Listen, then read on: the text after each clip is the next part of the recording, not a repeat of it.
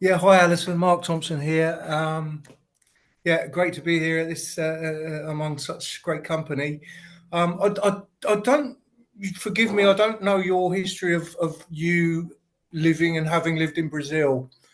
Um, how much knowledge of Rio as a city did you have when you did that translation? And what's your take on doing action research when you're translating things like that, when time and resources permit, in terms of visiting the place that you're translating about?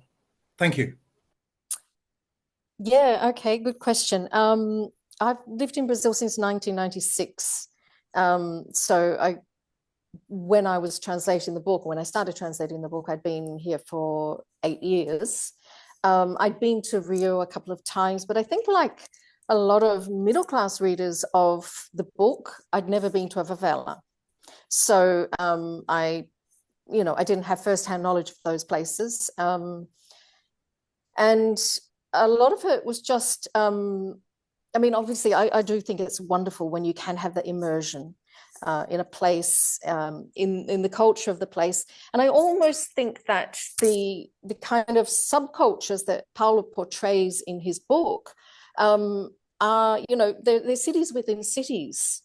They're cultures within cultures. I probably, even if I'd visited those places, wouldn't have had enough immersion to really, be fluent in those cultures, so to speak, but fluent enough in Portuguese to be able to do the research, ask questions. I asked a lot of people things about slang in the book. Thankfully, Paula was able to answer most of those questions, but I also one thing that I remember struck me was that I would ask people from Sao Paulo what something meant, and they would have one take on it. But then I'd go and ask Paulo, and they'd all be wrong. It meant something different. And so it was just, gut instinct thinking, don't know, I'm going to have to ask Paulo at the end of the day, or, if I couldn't find things in dictionaries, because quite a lot of the slang isn't or wasn't in the dictionaries at the time.